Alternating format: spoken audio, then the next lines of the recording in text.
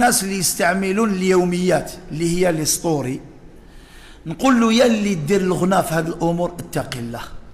عباك باللي عداد السيئات الذي يصل اليك في هذاك النهار لا يعلم به الا الله. كل انسان شاف الغنى اللي درته او العري اللي درته او الفساد اللي درته في هذاك ستوري في هذيك اليوميه، كل انسان تدي انت الوزر تاعو، وكل انسان واحد اخر شاف من عند هذاك انت تدي الوزر، لانك انت اول من سن تلك السنه السيئه.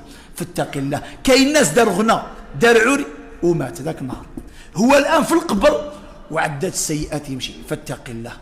النبي عليه الصلاه والسلام في الكلام هذا يشبهه قال من كان يؤمن بالله واليوم الاخر فليقل خيرا او ليصمت.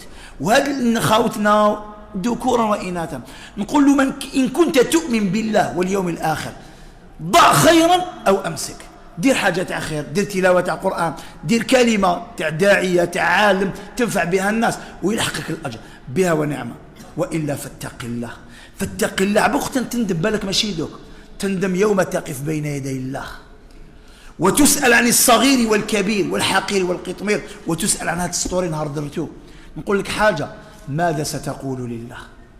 فأعد للسؤال جوابا وللجواب صوابا. فاتقوا الله عباد الله.